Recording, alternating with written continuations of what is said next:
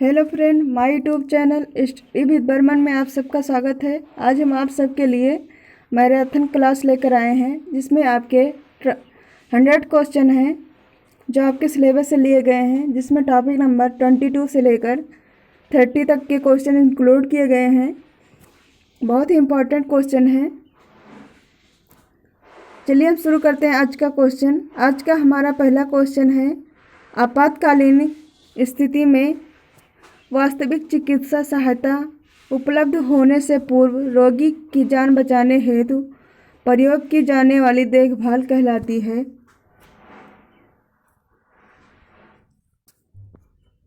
Option है वास्तविक सहायता, प्राथमिक सहायता, आपातकालीन देखभाल, अवास्तविक सहायता। तो आपको बताना इसका राइट आंसर क्या है। इसका राइट आंसर है ऑप्शन बी, यानी प्राथमिक सहायता कहलाती है। यानी जो वास्तविक सहायता दी जाती है उससे पहले रोगी की जान बचाने के लिए जो देखभाल प्रदान की जाती है वो आपकी प्राथमिक सहायता कहलाती है।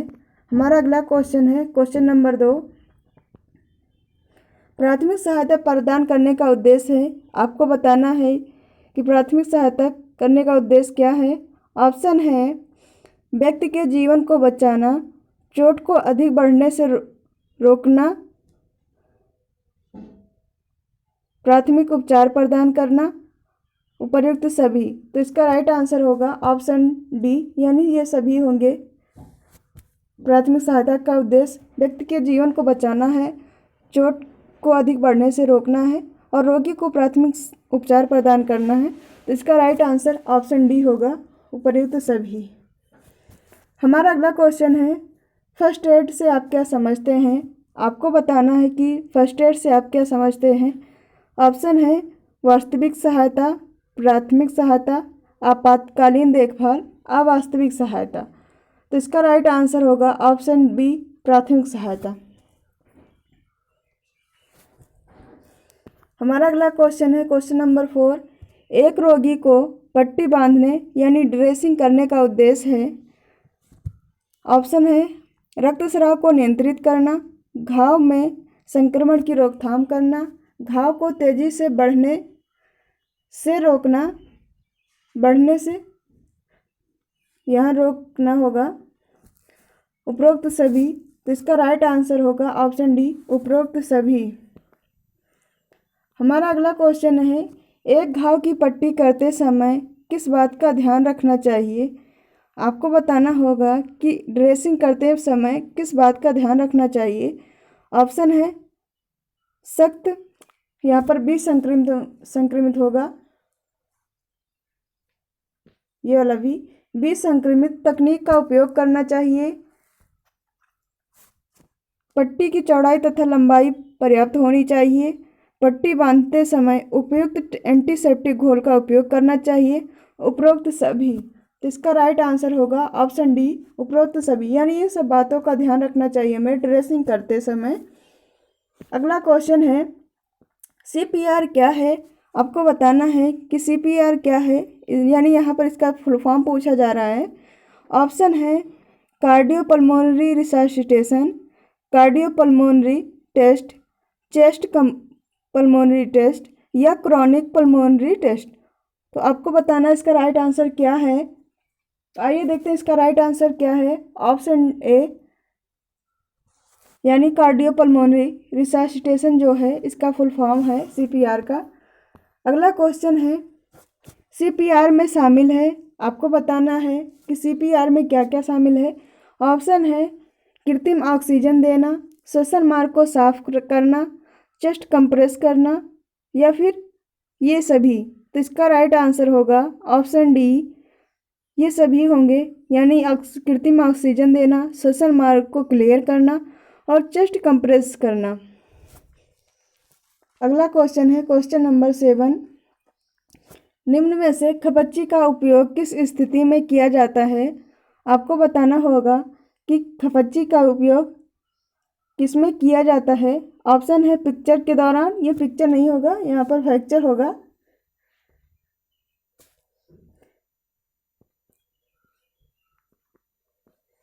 फ्रैक्चर के दौरान, जलने के दौरान या खाद्य विषाक्तता के दौरान, बुखार के दौरान। तो आपको बताना है इसका राइट आंसर क्या होगा। तो इसका राइट आंसर है ऑप्शन ए, फ्रैक्चर के दौरान खपच्ची का उपयोग किया जाता है। हमारा अगला क्वेश्चन है, सीपीआर के एबीसी हैं, यानी सीपीआर में जो एबीसी होता है ये किस बात को दर्शाता है। ऑप्शन है airway, breathing, circulation, all of this.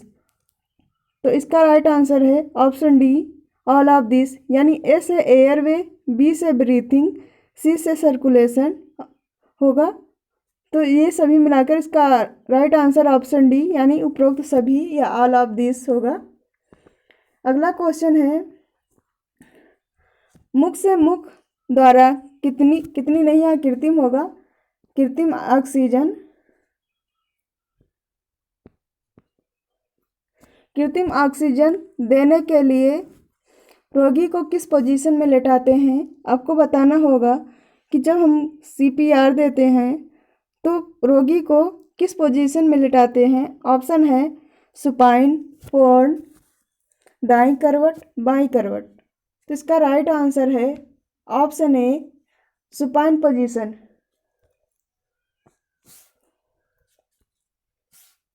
Friend, आप सबसे रिक्वेस्ट है कि चैनल पर पहली बार आए हैं तो चैनल को सब्सक्राइब कीजिए ताकि हमारा आने वाला अगला वीडियो आप तक पहुंच सके सबसे पहले। और ये वीडियो अच्छा लगे तो एक लाइक ज़रूर कीजिए और कमेंट करके अपने आंसर बताइए कि आपको कितने आंसर आपके सही हुए हैं और आपको कैसा लगा हमारा वीडियो।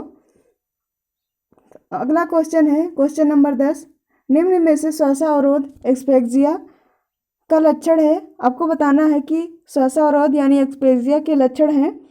ऑप्शन है सांस लेने में परेशानी होना, चेतना का स्तर कम होना, हाथ पैरों में नीलापन, उपरोक्त सभी। तो इसके राइट आंसर है ऑप्शन डी यानी उपरोक्त सभी। ये सभी लक्षण होते हैं आपके एक्सपेक्जिया यानी श्वासावरोध में। हमारा अगला क्वेश्चन है, प्रोन पोजीशन के बारे में सही वाक्य है। आपको बताना है कि जो प्रोन पोजीशन होती है उसके बारे में सही वाक्य क्या है। ऑप्शन है रोगी पेट के बल लेटा रहता है, रोगी बाईं करवट लेटा रहता है, रोगी पेट के बल लेटा रहता है। ये दो ऑप्शन एक जैसे हैं, सेम सेम। रोगी दाहिनी करवट लेटा रहता है।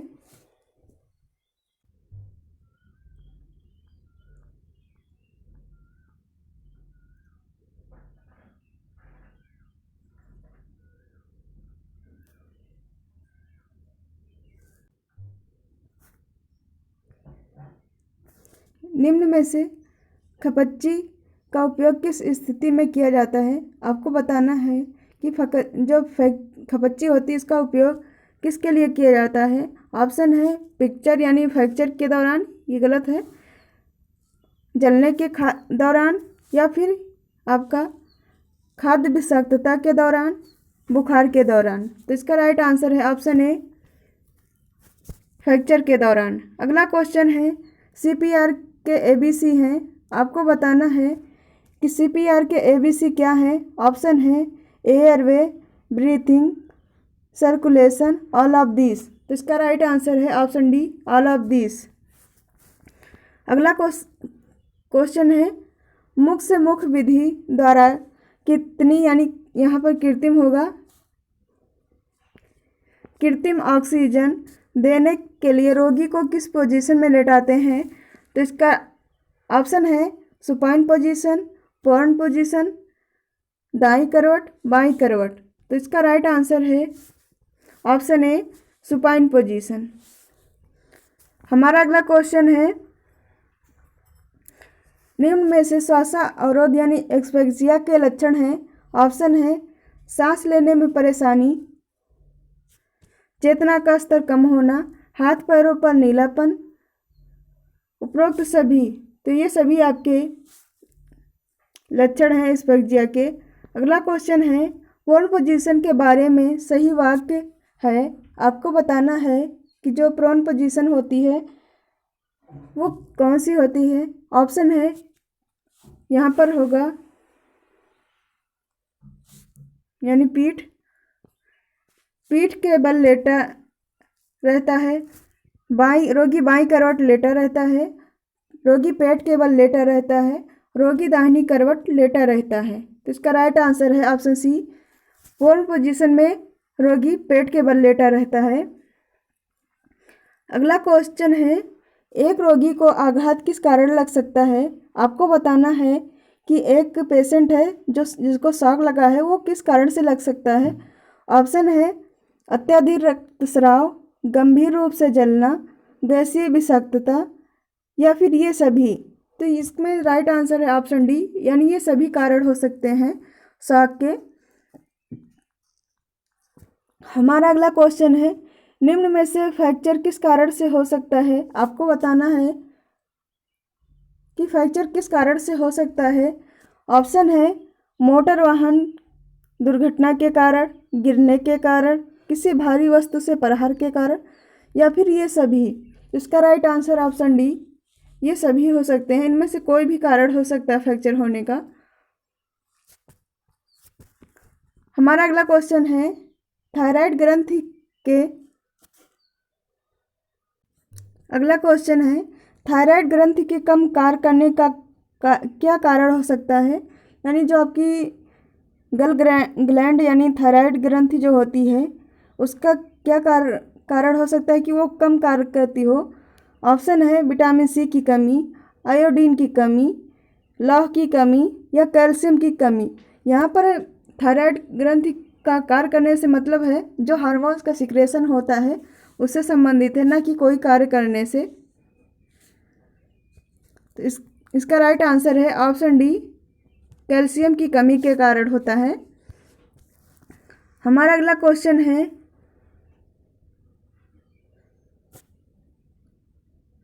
लेकिन इसका राइट आंसर मुझे ये नहीं लग रहा है, जबकि यही बताया गया है। इसका जहाँ तक मुझे लगता है कि इसका राइट आंसर ऑप्शन बी होगा, आयोडीन। आप लोग बताइए कमेंट करके कि क्या होगा इसका राइट आंसर। निम्नलिखित में से अस्थमा किस कारण से हो सकता है? आपको बताना है कि अस्थमा किस कारण से हो सकता है। एलर्जी की प्रतिक्रिया, वायरल श्वसनीय मार्ग संक्रमण, अस्थमा की पारिवारिक इतिवृत्ति, उपरोक्त सभी। तो इसका राइट आंसर है ऑप्शन डी, यानी ये सभी कारण हो सकते हैं अस्थमा के। हमारा अगला क्वेश्चन है, क्वेश्चन नंबर 16, निम्नलिखित में से कौन अस्थमा का लक्षण है? आपको बताना है कि अस्थमा का कौन सा लक्षण है। सांस फूल लेने में परेशानी, नथनों का फूलना, म्यूकस का उत्पादन बढ़ जाना या फिर ये सभी। तो ये सभी इसके वो होंगे लक्षण। तो आपका राइट आंसर होगा ऑप्शन डी, यानी ये सभी होंगे अस्थमा के। फ्रेंड, अभी तक आपने अगर लाइक नहीं किया तो एक लाइक प्यारा सा लाइक कर दीजिए। हमारा अगला क्वेश्चन है, हाइपरथायराइडिज्म से आप क्या समझते हैं। ऑप्शन है थायराइड ग्रंथि की अति क्रियाशीलता, थायराइड ग्रंथि का अल्प क्रियाशीलता, थायराइड ग्रंथि की अनुपस्थिति या उपर्युक्त सभी। तो इसका राइट आंसर है ऑप्शन ए, थायराइड की अति क्रियाशीलता यानी अधिक होना।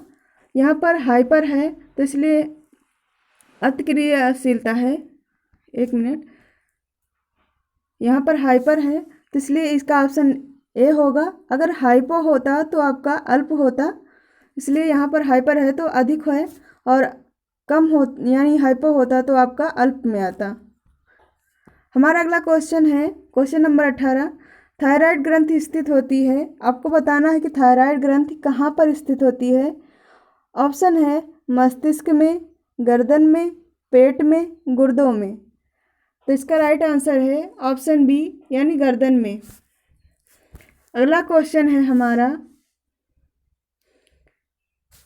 घेंघा नामक बीमारी किस पदार्थ की कमी से होती है। आपको बताना है कि जो घेंघा नामक बीमारी होती है यानी ग्वाइटर, वो किस पदार्थ की कमी से होती है। ऑप्शन है vitamin A, sodium, vitamin C या फिर आयोडीन। तो इसका राइट आंसर है ऑप्शन डी, आयोडीन की कमी से होता है घेंघा यानी गलगंड या फिर गॉइटर। हमारा अगला क्वेश्चन है क्वेश्चन नंबर 20। कब्ज से आप क्या समझते हैं? आपको बताना है कि कब्ज से आप क्या समझते हैं। अपच होना, भूख का कम हो जाना, बार बार पतले दस्त होना, मल कठिनाई से पास होना। तो आप बताइए इसका राइट आंसर क्या है। इसका राइट आंसर है ऑप्शन ए, अपच होना। अगला क्वेश्चन है क्वेश्चन नंबर 21। डायबिटीज इंसिपिडस के दौरान मूत्र त्याग की मात्रा। आपको बताना है कि जब आपका डायबिटीज होता है इंसिपिडस वाला, तो उस दौरान मूत्र की मात्रा होती है।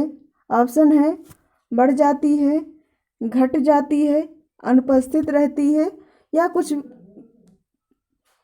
भी नहीं कहा जा सकता। तो इसका राइट आंसर है ऑप्शन ए, बढ़ जाती है।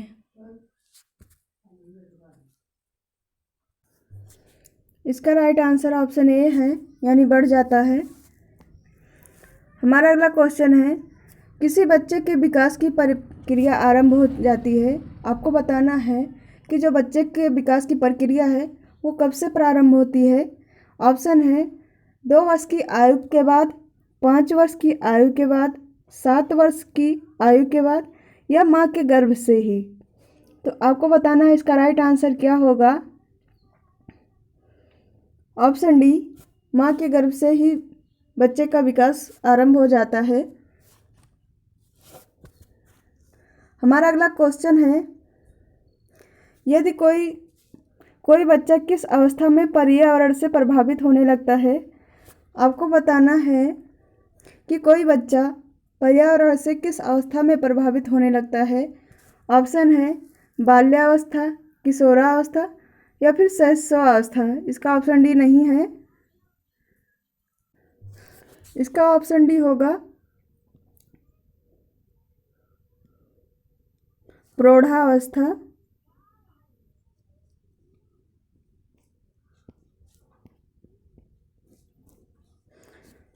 इसका राइट आंसर है ऑप्शन ए, बाल्यावस्था में जो बच्चा होता है वो पर्यावरण से प्रभावित होने लगता है। हमारा अगला क्वेश्चन है निम्न में से कौन सा सिद्धांत बाल विकास में वातावरण संबंधी कारकों को ही महत्व देता है। आपको बताना है कि कौन सा सिद्धांत है जो बाल विकास में वातावरण संबंधी कारकों को ही महत्व देता है। ऑप्शन है विकास की एक रूपता का सिद्धांत, यहाँ भी ऑप्शन सही नहीं है। सामाजिक अधिगम सिद्धांत, निरंतरता का सिद्धांत और इसका ऑप्शन डी जो होगा वो परस्पर संबंध का सिद्धांत। तो इसका राइट आंसर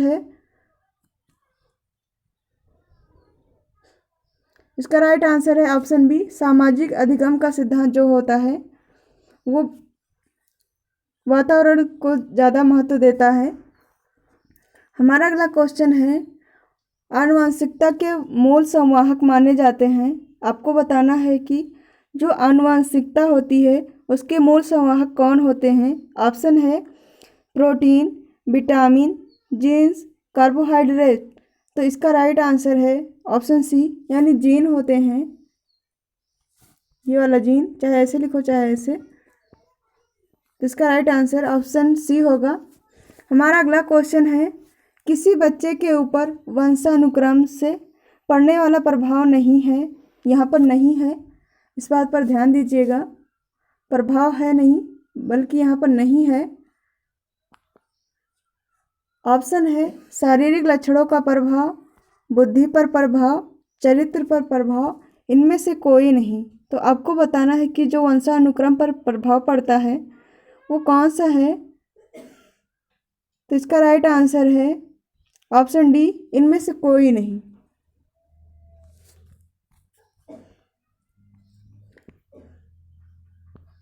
हमारा अगला क्वेश्चन है माता पिता से संतानों को प्राप्त होने वाले गुणों को कहते हैं। आपको बताना है कि जो माता पिता से प्राप्त गुण होते हैं, संतान को जो गुण प्राप्त होते हैं वो क्या कहलाते हैं। ऑप्शन है वंश, वंशानुक्रम, वातावरण या इनमें से कोई नहीं। तो आपको बताना है इसका राइट आंसर क्या है। इसका राइट आंसर है ऑप्शन बी, यानी वंशानुक्रम होगा। अगला क्वेश्चन है हमारा क्वेश्चन नंबर 28। वंशानुक्रम व्यक्ति की जन्मजात विशेषताओं का पूर्ण योग है, निम्न में से किसका कथन है।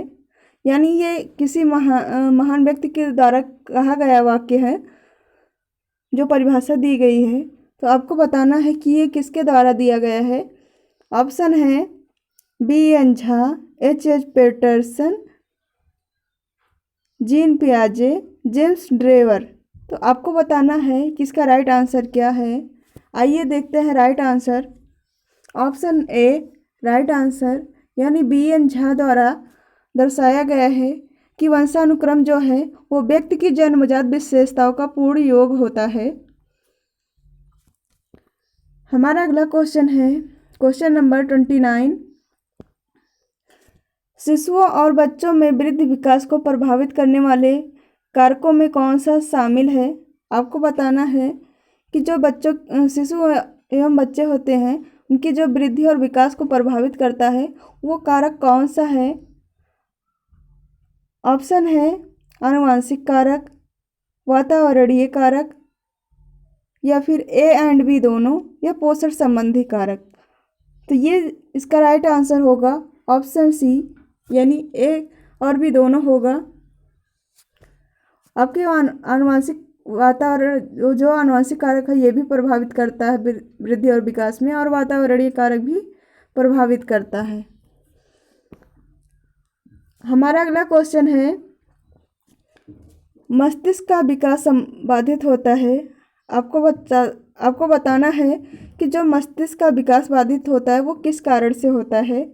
ऑप्शन है सिर पर बार बार चोट लगने के कारण, प्रोटीन और विटामिन की कमी के कारण, रक्त कम यहाँ पर होगा कम रक्त बनने के कारण, या फिर पढ़ाई ना करने के कारण। तो इसका राइट आंसर होगा ऑप्शन ए, सिर पर बार बार चोट लगने के कारण व्यक्ति का या बच्चे का मस्तिष्क विकास जो है वो बाधित होता है।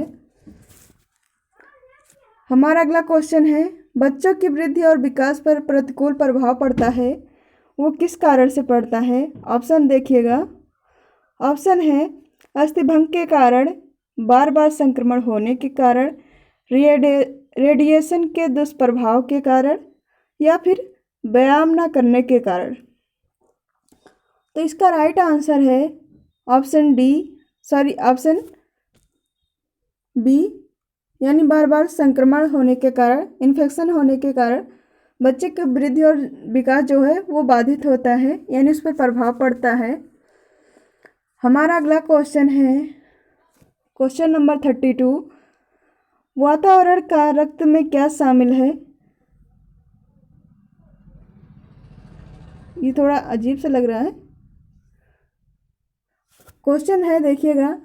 ये नहीं है, रक्त यहाँ नहीं होगा, वातावरणीय होगा पहला। तो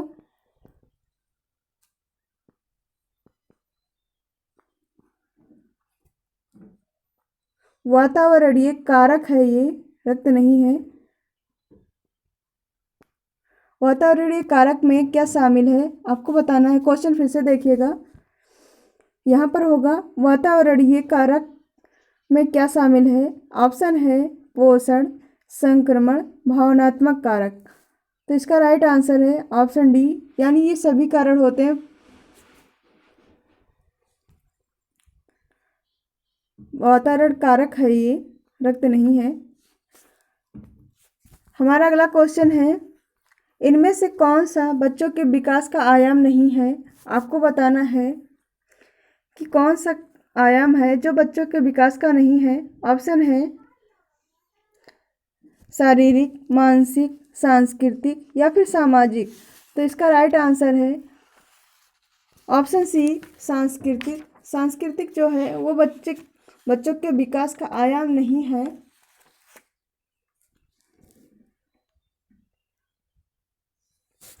हमारा अगला क्वेश्चन है क्वेश्चन नंबर 32। बच्चों में जलने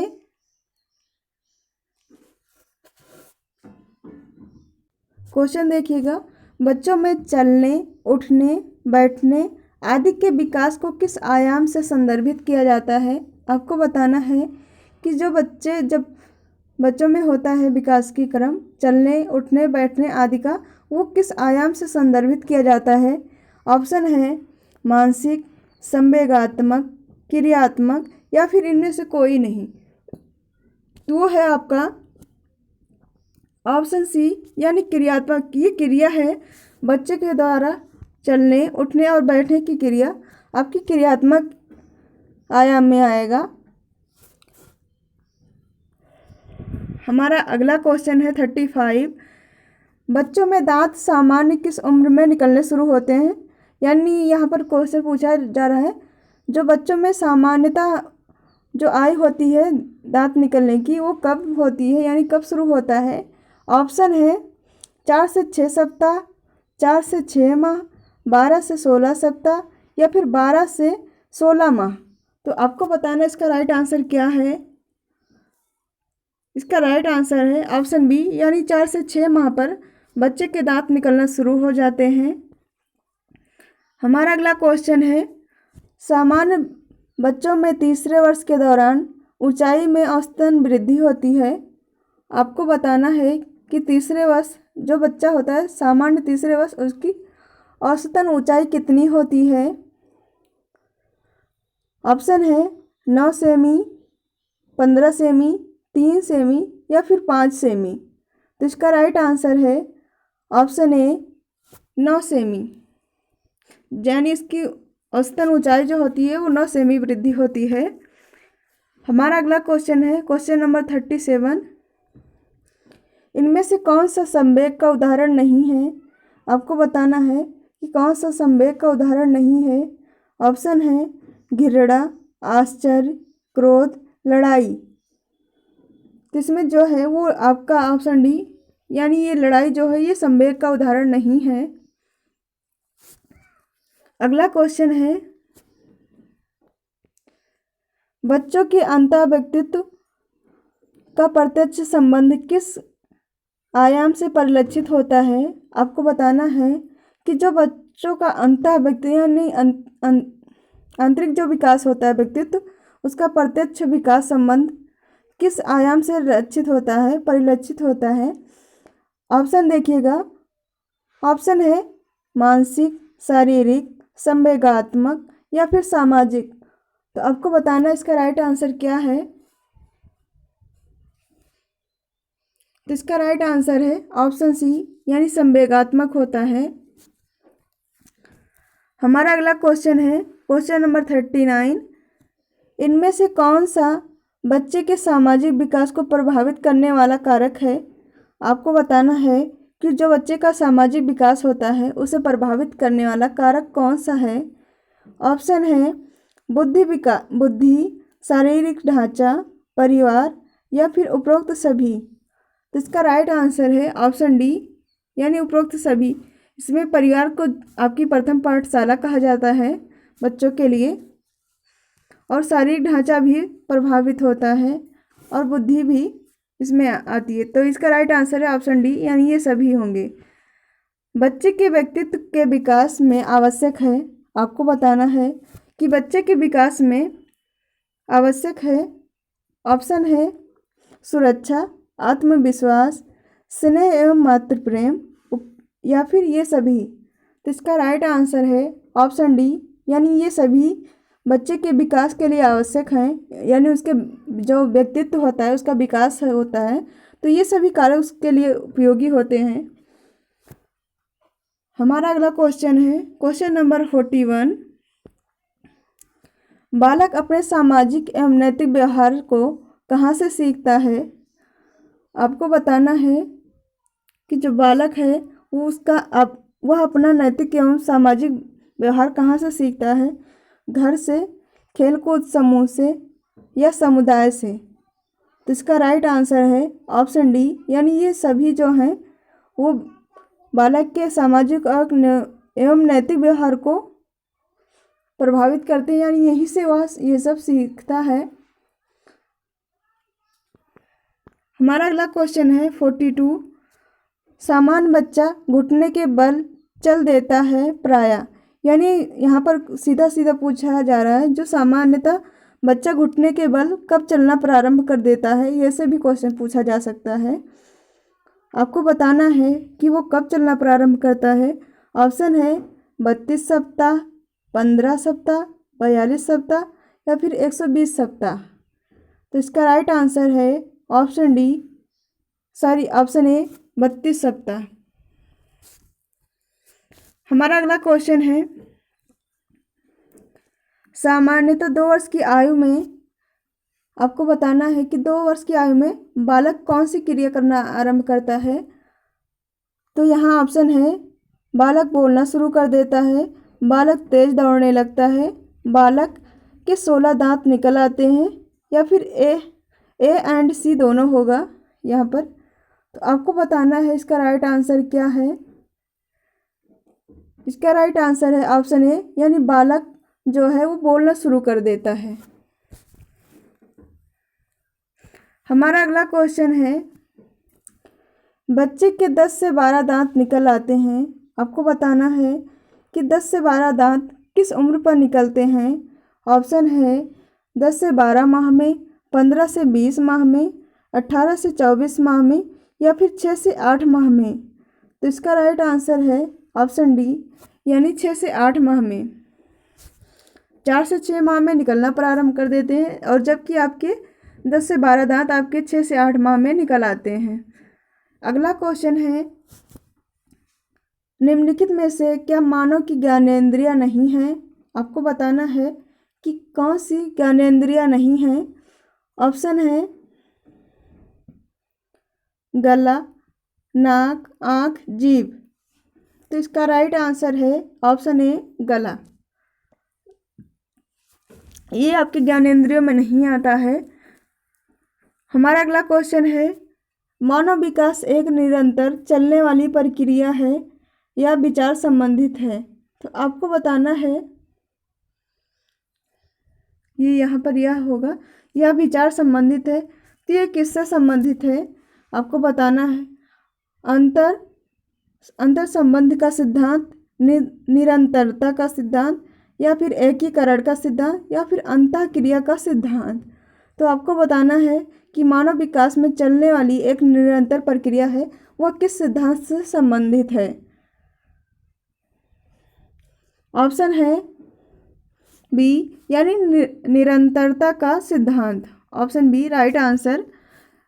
निरंतरता का सिद्धांत होगा आपका मानव विकास का एक निरंतर चलने वाली प्रक्रिया। यहीं से आपका इसका आंसर मिल जाएगा। तो इसका राइट आंसर है ऑप्शन बी, निरंतरता का सिद्धांत। हमारा अगला क्वेश्चन है संज्ञानात्मक विकास के सिद्धांत के प्रणेता निम्न में से कौन थे। आपको बताना है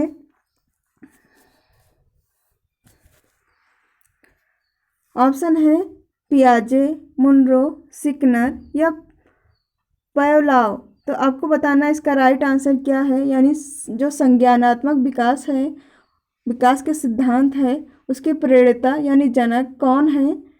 तो आपको बताना इसका राइट आंसर क्या है। कमेंट करके बताइए इसका राइट आंसर क्या है। अगर अभी तक लाइक नहीं किया है तो एक लाइक प्लीज़ कर दीजिए और वीडियो को अधिक से अधिक शेयर कीजिए। चैनल पर पहली बार आए हैं तो चैनल को सब्सक्राइब कीजिए। हमारा इसका राइट आंसर ऑप्शन ए है पियाजे। हमारा अगला क्वेश्चन देखिएगा, क्वेश्चन नंबर 48। बच्चे के वजन में 800 ग्राम प्रति माह का वजन वृद्धि किस आयु वर्ग में पाया जाता है। यानी 800 ग्राम की वृद्धि कब होती है, यानी किस माह पर होती है बच्चे में। ऑप्शन है 1 से 3 माह, 7 से 9 माह, 10 से 12 माह या इनमें से कोई नहीं। तो आपको बताना इसका राइट आंसर क्या है। इसका राइट आंसर ऑप्शन सी 10 से 12 माह पर बच्चे में जो है प्रति माह 800 ग्राम की वृद्धि होती है। अगला क्वेश्चन है, किस उम्र पर बच्चा बिना सहारे बैठने लगता है? बहुत ही अच्छा क्वेश्चन है जो बहुत बार पूछा जाता है एग्जाम में और बहुत बार पूछा भी गया है। ऑप्शन है 26 सप्ताह, 22 सप्ताह, 20 सप्ताह या फिर 16 सप्ताह। तो आपको बताना इसका राइट आंसर क्या है, यानी जो शिशु होता है वो बिना सहारे किस सप्ताह तक बैठने लगता है। तो इसका राइट आंसर है ऑप्शन ए 26 सप्ताह पर। हमारा अगला क्वेश्चन है, निम्नलिखित में से किस उम्र पर शिशु घुटनों के बल चलने लगता है? आपको बताना है कि किस सप्ताह पर, यानी किस सप्ताह पर शिशु जो है वो अपने घुटनों के बल चलने लगता है। ऑप्शन है 30 सप्ताह, 32 सप्ताह, 22 सप्ताह या फिर 26 सप्ताह। तो आपको बताना है इसका राइट आंसर क्या है। इसका राइट आंसर है ऑप्शन बी, यानी 32 सप्ताह पर शिशु घुटनों के बल चलने लगता है। हमारा अगला क्वेश्चन है, किस उम्र पर शिशु बिना सहारे चलने लगता है?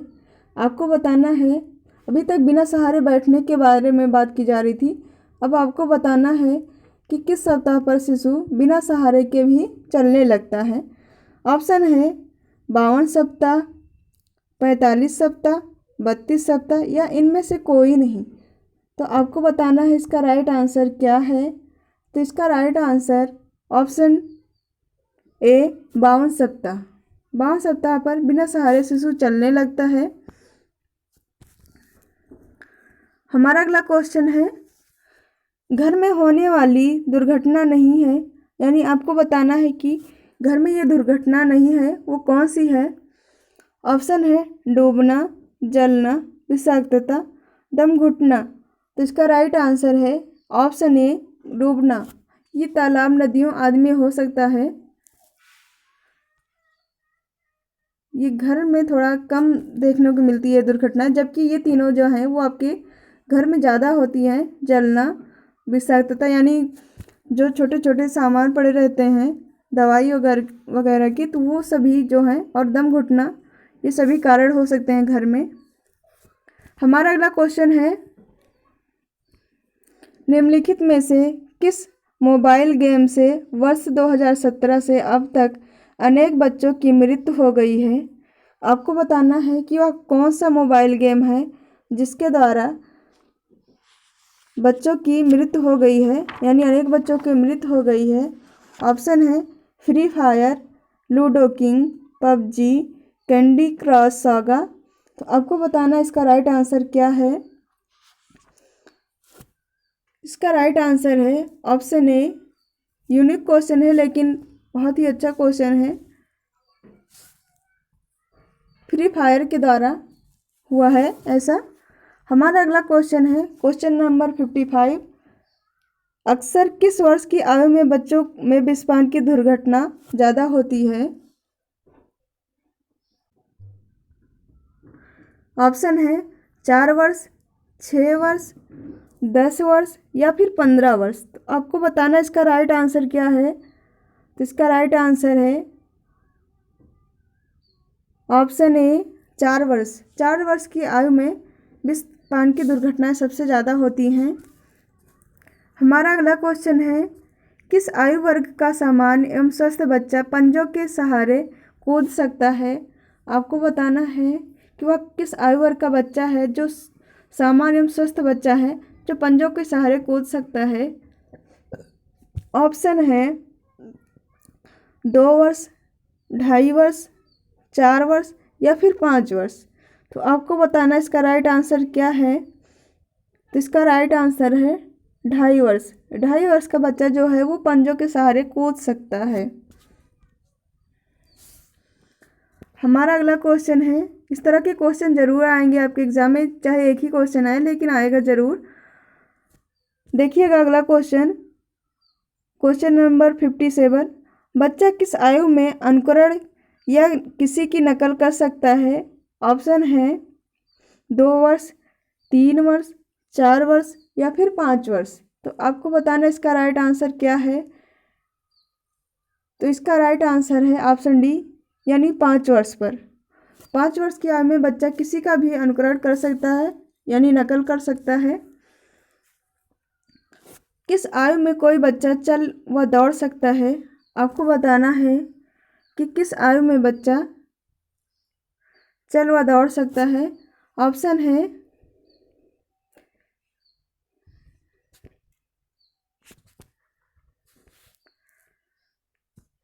1.5 वर्ष, 2 वर्ष, 3 वर्ष या फिर 5 वर्ष। तो आपको बताना इसका राइट आंसर क्या है, यानी चल और दौड़ सकता है किस आयु का बच्चा। तो ये है आपका 2 वर्ष की आयु में, यानी option B right answer.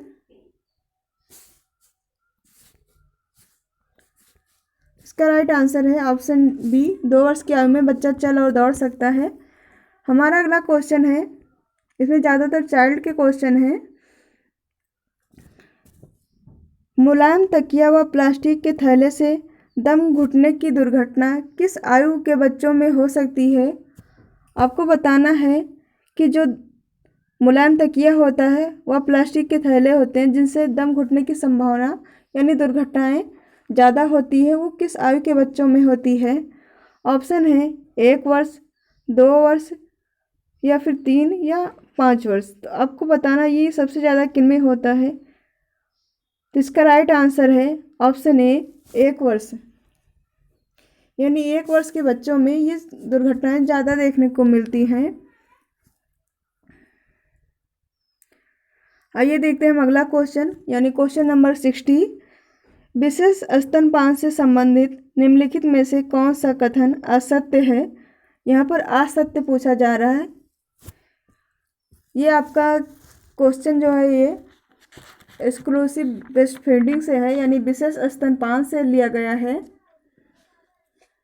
Option है नवजात शिशु को प्रथम 6 माह तक केवल माँ के दूध पर जीवित रखना, विशेष स्तनपान की अवस्था में शिशु के लिए खाद्य एवं निषेध माने जाते हैं। यहाँ कुछ और रहा होगा, पेय रहेगा, पेय पर निषेध माने जाते हैं, यानी उसे खाद्य और पेय पदार्थ नहीं देना चाहिए। तीसरा है विशेष स्तनपान की अवधि शिशु के जन्म के बाद 19 माह तक होती है। जो स्तनपान की अवधि होती है वो 19 माह तक होती है। ऑप्शन डी है विशेष स्तनपान के अंतर्गत जन्म के 1 घंटे के भीतर माँ का दूध मिल जाना चाहिए। ये भी इसका, तो इसमें जो राइट आपको असत्य कथन ढूंढना है, इसका असत्य कथन जो है वो ऑप्शन सी है, यानी जो विशेष स्तनपान की अवधि होती है जन्म के बाद से वो 19 माह तक नहीं होती है, वो 6 माह तक होती है आपकी। हमारा अगला क्वेश्चन है, विश्व स्वास्थ्य संगठन के अनुसार विशेष स्तनपान कराने से प्रतिवर्ष लगभग कितने शिशु की असमय मृत्यु से बचाया जा सकता है? क्वेश्चन फिर से देखिएगा, थोड़ा बड़ा है क्वेश्चन लेकिन बहुत ही अच्छा क्वेश्चन है। विश्व स्वास्थ्य संगठन के अनुसार विशेष स्तनपान कराने से प्रतिवर्ष लगभग कितने शिशु को असमय मृत्यु से बचाया जा सकता है? ऑप्शन है 2 लाख, 5 लाख, 8 लाख या फिर 10 लाख। तो आपको बताना इसका राइट आंसर क्या है। तो इसका राइट आंसर है ऑप्शन सी, यानी 8 लाख बच्चों को असमय मृत्यु से बचाया जा सकता है। हमारा अगला क्वेश्चन है, विश्व स्तनपान सप्ताह 1 से 7 सितंबर की थीम जो 2021 में थी वो क्या थी? आपको बताना है। जो 2021 अभी बीता है आपका, उसमें 1 से 7 सितंबर तक आपका स्तनपान सप्ताह मनाया जाता है, उसकी थीम क्या थी? ऑप्शन है स्तनपान की रक्षा करें, एक साझा जिम्मेदारी, या फिर स्वस्थ शिशु के लिए स्तनपान को बढ़ावा दें, शिशु को सशक्त बनाना, वह स्तनपान को बढ़ावा देना, या फिर स्तनपान जीवन का आधार है। तो आपको बताना है कि इसकी थीम क्या थी 2021 की। तो इसका राइट आंसर है ऑप्शन ए, यानी स्तनपान की रक्षा करें, एक साझा जिम्मेदारी, यही इसका राइट आंसर है। हमारा अगला क्वेश्चन है, विश्व स्तनपान सप्ताह का पहला उत्सव कब मनाया गया था। आपको बताना है कि यानी जब पहला विश्व स्तनपान सप्ताह शुरू किया गया था प्रोग्राम, तो ये कब शुरू किया गया था। आपको बताना है, ऑप्शन है 1990, 1992, 1995, 1997। तो इसका राइट आंसर क्या है, कमेंट करके बताइए कि इसका राइट आंसर क्या होगा। ऑप्शन बी राइट आंसर, 1992 में पहला विश्व स्तनपान सप्ताह मनाया गया था। जो उत्सव मनाया गया था, ये एक उत्सव होता है।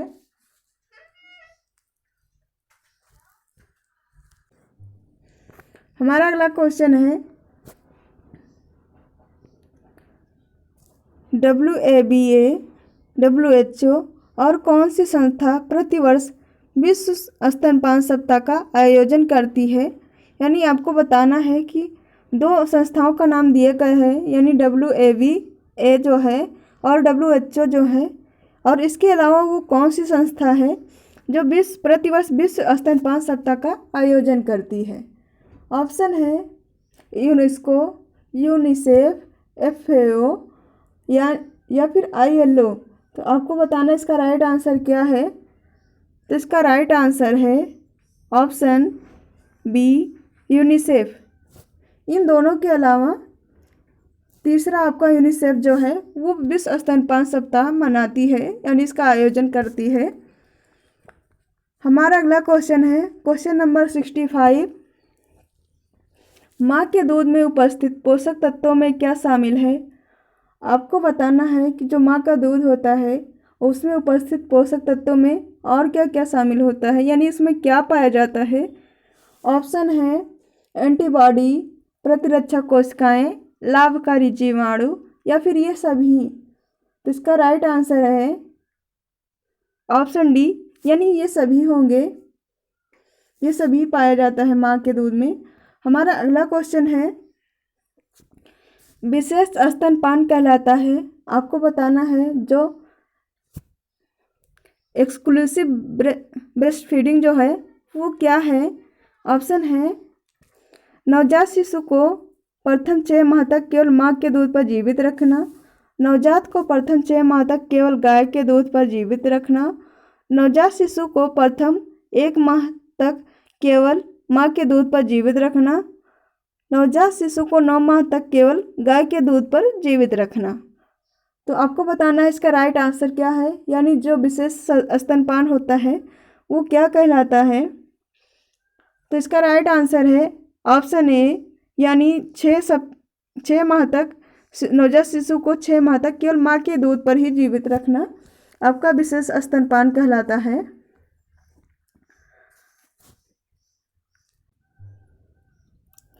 अगला क्वेश्चन देखिएगा। अगला क्वेश्चन है हमारा, जन्म के बाद प्रथम 24 घंटे के दौरान नवजात को, आपको बताना है कि नवजात शिशु को जन्म के 24 घंटे के दौरान प्रत्येक 2-3 घंटे पर दूध पिलाना चाहिए, या फिर प्रत्येक 10 से 12 घंटे पर दूध पिलाना चाहिए, या फिर एक दिन में एक ही बार दूध पिलाना चाहिए, या माँ का दूध पिलाना ही नहीं चाहिए। तो आपको बताइए इसका राइट आंसर क्या है। तो इसका राइट आंसर है ऑप्शन ए, यानी 2-3 घंटे पर दूध पिलाना चाहिए। 10 से 12 घंटे पर पिलाएंगे तो बच्चा जीवित कैसे रहेगा, और एक बार पिलाएंगे तो उसकी संभावना ही बहुत कम है। और ये तो एकदम गलत है, ये तीनों गलत हैं। आपका ऑप्शन ए राइट आंसर है। हमारा अगला क्वेश्चन है, स्तनपान माँ को कौन सी बीमारी से बचाता है। आपको बताना है कि जो स्तनपान है वो माँ को किस प्रकार प्रिवेंशन करता है, यानी किन किन बीमारियों से बचाता है। ऑप्शन है स्तन कैंसर, ओवेरियन कैंसर, PPH या उपरोक्त सभी। तो इसका राइट आंसर है ऑप्शन डी, यानी उपरोक्त सभी। ये सभी जो हैं वो स्तनपान से आपकी सुरक्षा करते हैं। जो स्तनपान कराने वाली माता होती है, यानी धात्री माता जो होती हैं, वो इन बीमारियों से बच सकती हैं स्तनपान के द्वारा। हमारा अगला क्वेश्चन है, एक्सक्लूसिव स्तनपान से आप क्या समझते हैं। आपको बताना है कि जो एक्सक्लूसिव स्तनपान है उससे आप क्या समझते हैं। ऑप्शन है बालक के जन्म के बाद माँ के स्तनों होगा यहाँ पर।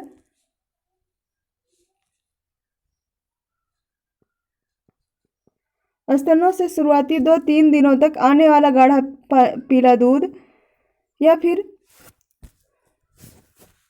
बालक को 6 माह की उम्र पर माँ के दूध के साथ ऊपरी आहार प्रारंभ करने की प्रक्रिया, या फिर 6 माह की उम्र तक बालक को केवल स्तनपान कराना और ऊपर से कुछ भी नहीं देना। पीलिया के उपचार हेतु उपयोग में ली जाने वाली उपचारात्मक पद्धति। तो ये हैं आपके ऑप्शन, यानी एक्सक्लूसिव जो ब्रेस्ट फीडिंग होता है स्तनपान, उससे आप क्या समझते हैं। तो इसका राइट आंसर है ऑप्शन सी, यानी 6 माह तक की उम्र तक बालक को केवल स्तनपान कराना और ऊपर से कुछ भी नहीं देना। हमारा अगला क्वेश्चन है, स्कूली बच्चों की आयु वर्ग होता है। आपको बताना है कि किन आयु के बच्चे जो हैं वो स्कूली वर्ग के होते हैं, आता है उसमें। ऑप्शन है 6 से 12, 3 से 12, या फिर ए एंड बी दोनों, या इनमें से कोई नहीं। यहाँ 6 से 12 मतलब है 6 से 12 वर्ष और 3 से 12 वर्ष। तो इसका राइट आंसर है ऑप्शन ए, यानी 6 से 12। 3 वर्ष का बच्चा स्कूल नहीं जाता है, बल्कि 6 से 12 माना जाता है, जो मानक सही मानक होता है। हमारा अगला क्वेश्चन है, स्कूलों में दूषित जल या दूषित मिट्टी से किस बीमारी के होने का खतरा रहता है। यानी जो स्कूलों में दूषित जल होता है, दूषित मिट्टी होती है, उसके द्वारा किस बीमारी का खतरा होने की संभावना होती है, यानी डर रहता है। ऑप्शन है अतिसार, रोहा, खसरा, क्षय रोग। तो इसका राइट आंसर है ऑप्शन ए, यानी अतिसार। हमारा अगला क्वेश्चन है क्वेश्चन नंबर 72, बच्चों में कृमि की समस्या निम्नलिखित में से किस कारण से हो सकती है। आपको बताना है कि बच्चों में कृमि की जो समस्या होती है, यानी कीड़ा वाली, वो सबसे ज़्यादा किस कारण से हो सकती है। ऑप्शन है दूषित मिट्टी, धूम्रपान, वजन अधिक होने से, या फिर त्वचा संक्रमण से। इसका राइट आंसर है ऑप्शन ए, दूषित मिट्टी से कृमि समस्या हो सकती है बच्चों में। हमारा अगला क्वेश्चन है क्वेश्चन नंबर 73, स्कूली बच्चों में दांतों का अच्छा, ये क्या है,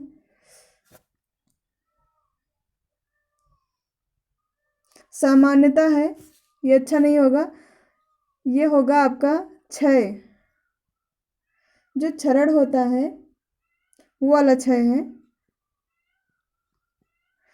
क्षय, स्कूली बच्चों में दांतों का क्षय सामान्यता रहेगा। यहाँ पर किस कारण से होता है आपको ये बताना है।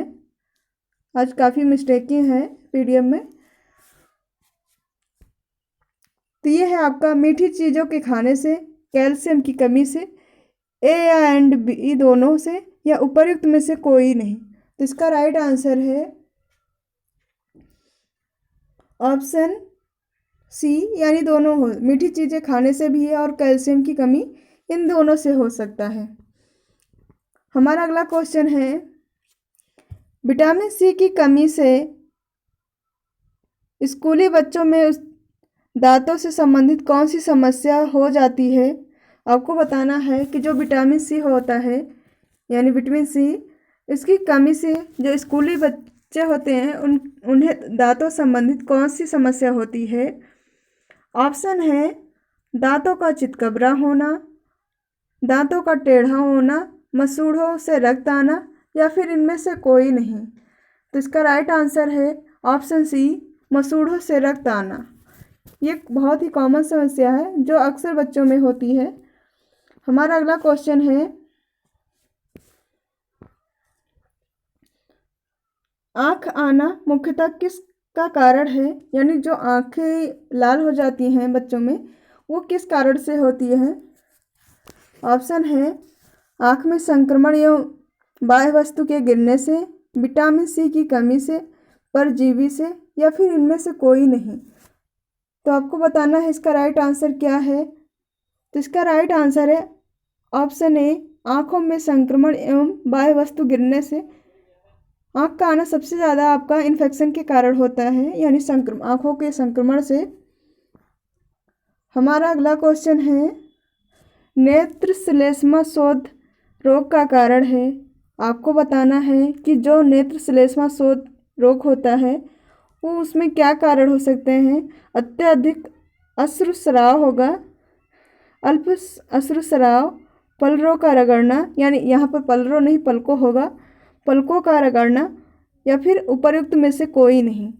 तो आपको बताना है कि जो श्वासावरोध होता है, नेत्र श्लेष्मा होता है शोथ, वो किस कारण से होता है। तो इसका राइट आंसर है ऑप्शन ए, अत्यधिक अश्रुस्राव। कई लोगों में होता है कि आंखों से पानी बहता रहता है लगातार, तो इस कारण से होता है। हमारा अगला क्वेश्चन है, विद्यालय में हेल्थ एजुकेशन से बच्चों को कौन से लाभ होते हैं। आपको बताना है कि बच्चों में विद्यालय में जो हेल्थ एजुकेशन दी जाती है उससे बच्चों को कौन कौन से लाभ होते हैं। ऑप्शन है, बच्चों की सोच में सकारात्मक तथा संज्ञान में वृद्धि, बच्चों में सक्रियता आना तथा ज्ञान वृद्धि, बच्चों के व्यवहार में परिवर्तन एवं आत्मविश्वास में वृद्धि, या फिर उपर्युक्त सभी। तो आपको बताना है कि इसका राइट आंसर क्या होगा, यानी स्कूली जो हेल्थ शिक्षा दी जाती है वो उसमें कौन कौन से लाभ होते हैं बच्चों को। तो इसका राइट आंसर है ऑप्शन डी, ये सभी।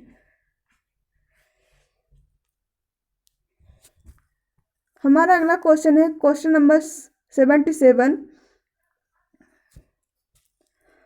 विद्यालय में स्वास्थ्य शिक्षा के उद्देश्य हैं। आपको बताना है कि जो विद्यालय में स्वास्थ्य शिक्षा दी जाती है उसका क्या उद्देश्य है। ऑप्शन है, सामान्य रोगों से बचाव, संदेहों को दूर करना, बच्चों में स्वास्थ्य अवहेलना को दूर करना, या फिर उपरोक्त सभी, यानी ये सभी। तो इसका राइट आंसर है ऑप्शन डी, यानी ये सभी चीज़ें जो हैं वो स्वास्थ्य शिक्षा का उद्देश्य होता है जो विद्यालय में बच्चों को दी जाती है। तो इसका राइट आंसर ऑप्शन डी है, उपरोक्त सभी। हमारा अगला क्वेश्चन है, स्कूल शिक्षकों द्वारा बच्चों की देखरेख में किन बातों का ध्यान रखना चाहिए। ऑप्शन है,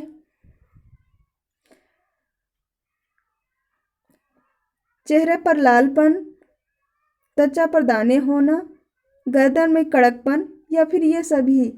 तो इसका राइट आंसर है ऑप्शन डी, यानी ये सभी बातें जो हैं जो स्कूल के शिक्षक होते हैं उन्हें ध्यान रखना चाहिए, यानी ये सब पर भी ध्यान देखना चाहिए शिक्षा के साथ साथ। तो इसका राइट आंसर ऑप्शन डी है, ये सभी होंगे। हमारा अगला क्वेश्चन है क्वेश्चन नंबर 79, स्कूली बच्चों में त्वचीय बीमारियों के उदाहरण हैं। आपको बताना है कि जो स्कूली बच्चे होते हैं उनमें जो स्किन प्रॉब्लम होती है वो कौन सी है। ऑप्शन है, स्कैबीज, रिंगवर्म इन्फेक्शन यानी संक्रमण, या फिर ये सभी। तो आपको बताना है कि राइट आंसर क्या है इसमें। तो इसका राइट आंसर है ऑप्शन डी, ये सभी हैं, यानी स्कूली बच्चों में ये सभी प्रॉब्लम्स देखने को मिलती हैं, त्वचा से संबंधित, स्किन से संबंधित। फ्रेंड, हमारा अगला क्वेश्चन है, देखिएगा क्वेश्चन नंबर 80, स्कूल स्वास्थ्य रिकॉर्ड में शामिल है। आपको बताना है कि जो स्कूल का हेल्थ कार्ड जो होता है बच्चों का उसमें क्या क्या शामिल है। ऑप्शन है, स्वास्थ्य निरीक्षण एवं परीक्षण, नाम पता एवं रोग विवरण, स्कूल कार्ड, उपरोक्त सभी।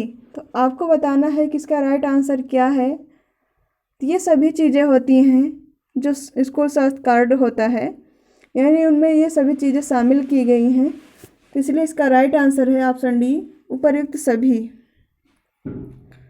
अगला क्वेश्चन है हमारा क्वेश्चन नंबर 81, मध्याह्न स्कूल भोजन आहार निर्देश में शामिल है, यानी जो मध्याह्न भोजन दिया जाता है स्कूल में उसमें कौन कौन से निर्देश शामिल हैं।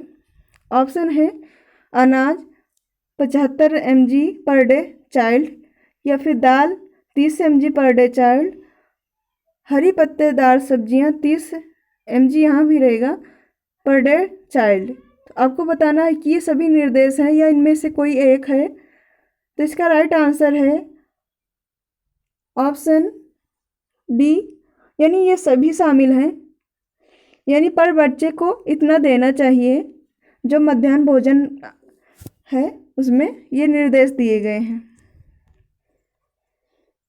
हमारा अगला क्वेश्चन है, मिड डे मील को केंद्र सरकार ने कब लागू किया। आपको बताना है कि जो मिड डे मील योजना है वो केंद्र सरकार द्वारा संचालित होती है, तो ये योजना कब लागू की गई थी।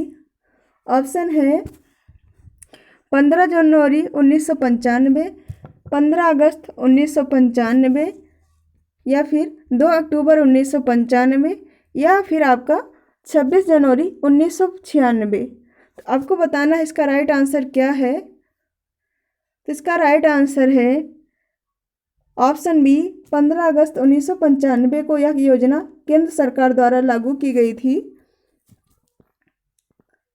हमारा अगला क्वेश्चन है क्वेश्चन नंबर 83, स्कूल स्वास्थ्य कार्यक्रम में एएनएम की भूमिका होती है। यहाँ पर बहुत ही आपके लिए क्वेश्चन बहुत ही इम्पोर्टेंट क्वेश्चन दिया गया है, यानी यहाँ पर आपकी बात की जा रही है। जो एक एएनएम होती है वह स्कूल स्वास्थ्य कार्यक्रम में उसकी क्या भूमिका होती है। ऑप्शन है स्वास्थ्य शिक्षक के रूप में, स्वास्थ्य दल सदस्य के रूप में, प्रशिक्षक के रूप में, या फिर उपरोक्त सभी में। तो आपको बताना इसका राइट आंसर क्या है। तो इसका राइट आंसर है ऑप्शन डी, यानी उपरोक्त सभी। वह एक स्वास्थ्य शिक्षक के रूप में भी है और एक स्वास्थ्य दल के सदस्य के रूप में भी कार्य करती है और प्रशिक्षक के रूप में भी वो अपना कार्य करती है, यानी भूमिका निभाती है। हमारा अगला क्वेश्चन है, स्कूल वातावरण के संबंध में सही है। आपको बताना है कि जो स्कूल वातावरण है उसके संबंध में सही कथन क्या है।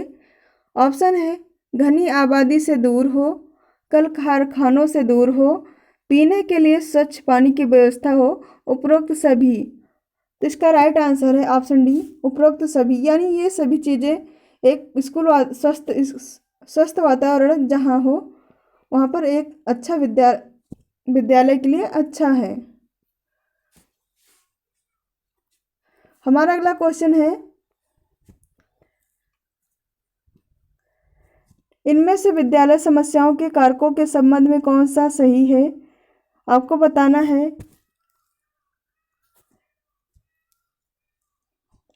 ऑप्शन है दूषित जल, शौचालय की स्वच्छता, शिक्षकों द्वारा अनावश्यक दंड।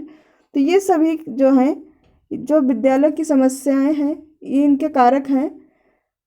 तो ये सभी जो हैं इसका राइट आंसर होगा ऑप्शन डी।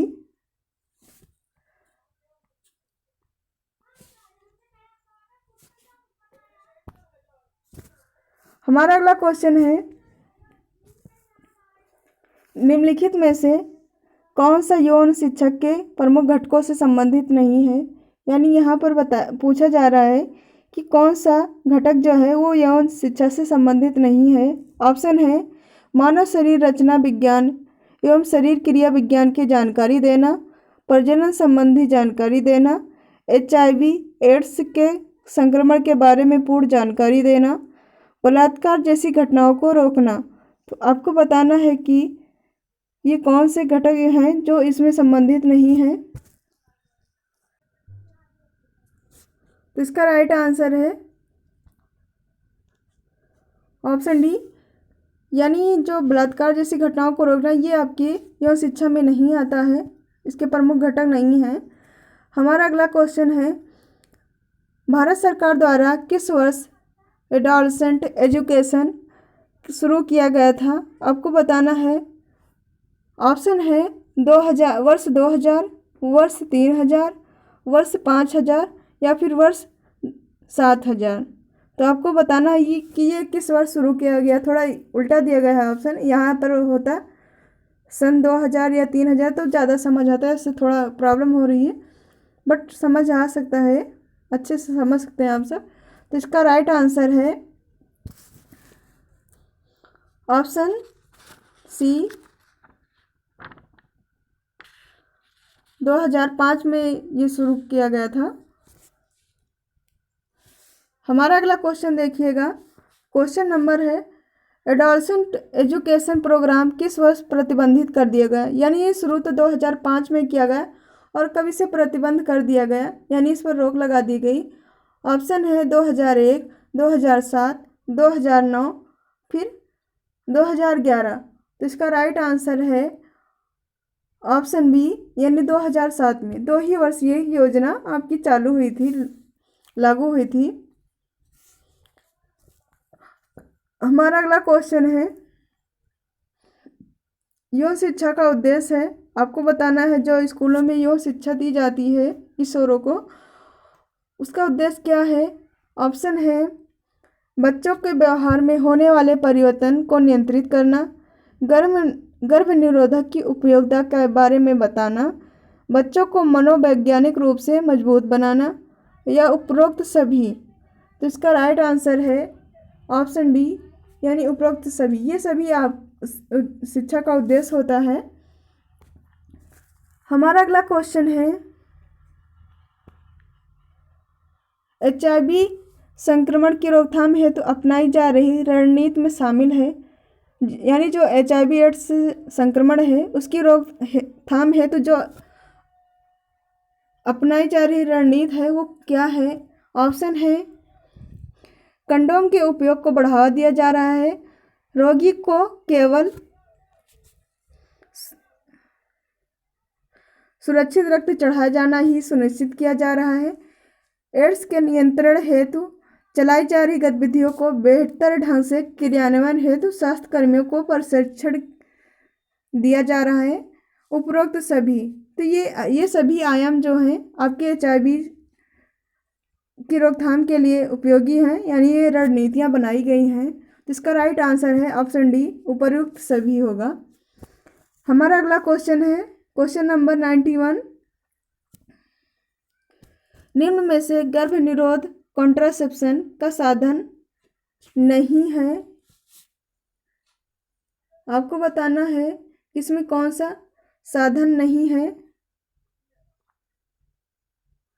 ऑप्शन है ट्यूबेक्टोमी, वैसेक्टोमी, कॉपर्टी, या फिर एपेंडेक्टोमी। तो आपको बताना इसमें से कौन सा नहीं है कॉन्ट्रासेप्शन का साधन। तो इसका राइट आंसर है ऑप्शन डी, यानी एपेंडेक्टोमी जो होती है ये इसमें नहीं है।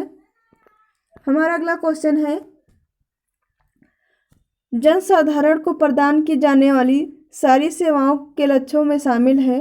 आपको बताना है कि जो जनसाधारण यानी जनता के लिए जो प्रदान की जाने वाली सेवाएं हैं, यानी जो सेवाएं दी जाती है उसका उद्देश्य क्या होता है, उसका लक्ष्य क्या है।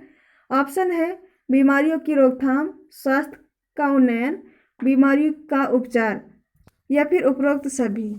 तो इसका राइट आंसर है ऑप्शन डी, उपरोक्त सभी। ये सभी आपके लक्ष्य होते हैं जो सेवाएं प्रदान की जाती हैं। हमारा अगला क्वेश्चन है निम्न में से किस स्थिति की मौजूदगी पर कॉपर टी का उपयोग नहीं करना चाहिए। ऑप्शन है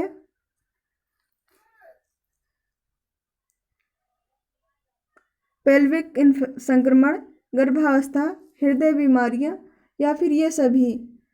तो आपको बताना है इसका राइट आंसर क्या है। तो इसका राइट आंसर है ऑप्शन डी, यानी इन सभी अवस्थाओं में आपका कॉपर टी का उपयोग नहीं करना चाहिए। यानी पेल्विक इन्फेक्शन होने पर, गर्भावस्था के टाइम पे तो बिल्कुल नहीं होता है, निकाल दिया जाता है, और हृदय संबंधित बीमारियां होने पर भी नहीं किया जाता है। हमारा अगला क्वेश्चन है कॉपर टी है, आपको बताना है कि कॉपर टी क्या है।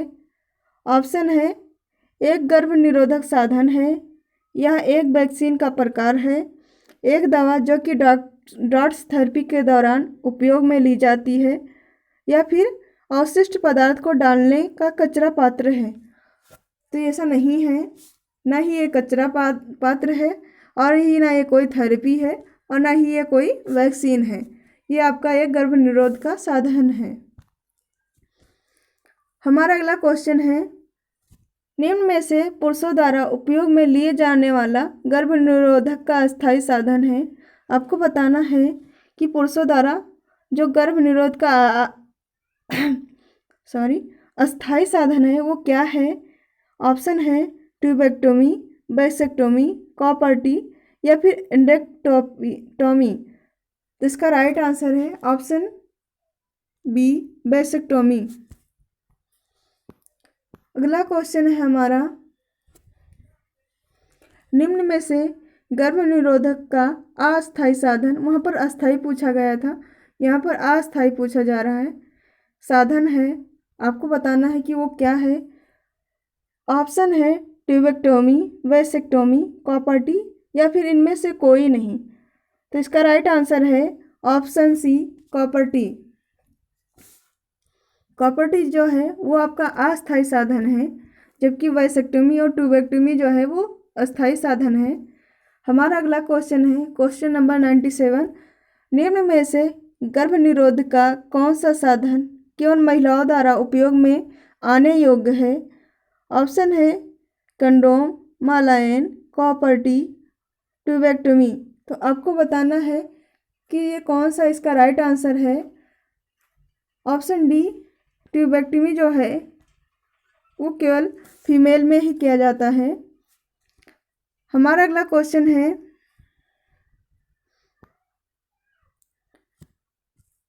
निम्न में से गर्भ निरोधक का सबसे प्रभावी साधन है। आपको बताना है किसका राइट आंसर क्या है, यानी सबसे प्रभावी साधन कौन सा है।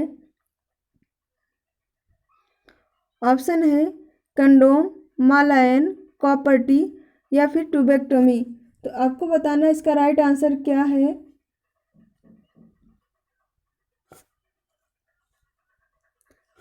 इसका राइट आंसर है ऑप्शन बी, मालायन।